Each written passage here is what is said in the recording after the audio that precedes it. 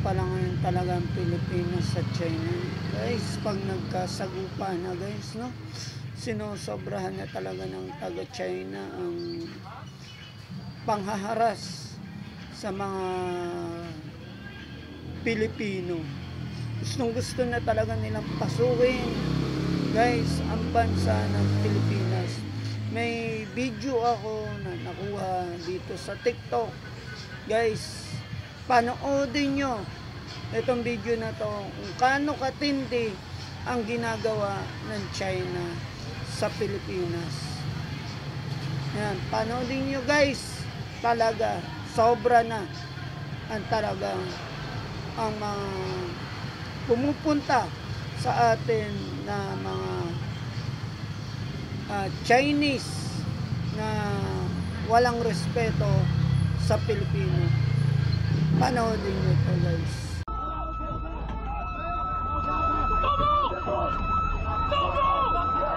Harap-harapan ang ginawang panduduro at pagbabanta ng China Coast Guard sa mga Pilipinong sundalo nang harangin nila ang resupply mission na halos nasa tabi na ng BRP Sierra Madre umaga noong June 17 sa may Ayungin Shoal. Sa loob ito ng Exclusive Economic Zone ng Pilipinas. Taga-China Coast Guard ang nakasuot ng orange na life vest na ito na makikitang sumisigaw at may hawak pang palakol. Samantalang mga naka-brown fatigue ang mga sundalong Pilipino. Sa videong ito na ipinadala ng Armed Forces of the Philippines, tinalian na ng China ang inflatable boat ng Pilipinas na sinisikap bawiin. Maririnig din ang mga malalakas na sirena. Nakalapit na sa mga oras na yon ang mga inflatable boats ng Pilipinas sa BRP Sierra Madre. Pero hindi siya pinapakinggan ng China Coast Guard. Sa halip, may makikita pang sinungkit na itim na bag ang China Coast Guard sa bangka ng Pilipinas.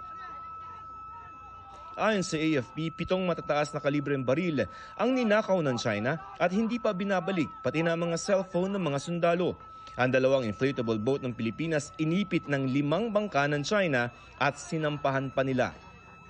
Parang mga pirata na po sila dun sa mga ginawa nilang actions na yan. Habang nagkakagulo, 2 barko ng China ang biglang nagbukas ng laser papunta sa mga Pilipinong sundalo. Pero hindi lamang laser ang ginamit ng China, pati tear gas. Sa videong ito, makikita ang naputulan ng hinlalaki na si Seaman First Class Underwater Operator Jeffrey Facundo. Habang ginagamot, makikita ang bangka ng China na lumalapit pa. Tropa natin yan?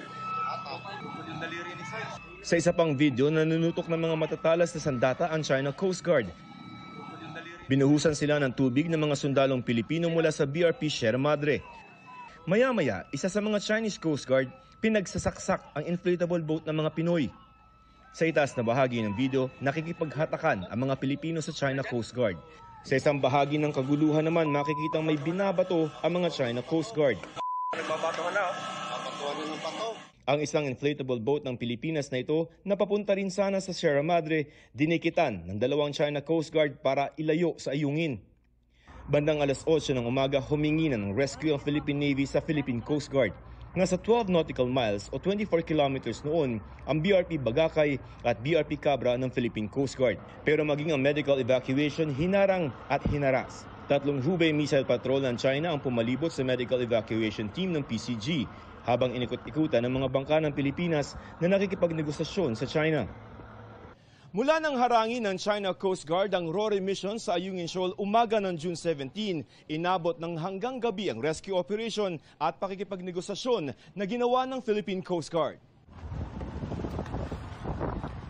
Alas 11 na ng gabi nang pumayag ang China na i-evacuate si Facundo na naputulan ng hinlalaki, pero patuloy na maaligid ang mga barko ng China. Sa di kalayuan, kita rin ang hospital Navy ship nila. Nakapaligid din ang iba pang mga bangka ng China Coast Guard na kinukunan pa ang Philippine Coast Guard galing sa BRP Cabra. Matapos ang insidente, ganito na ang naging itsura ng mga inflatable boat ng Philippine Navy. Basag-basag ang salamin, sira-sira ang equipment at punit-punit na ang inflatable boat.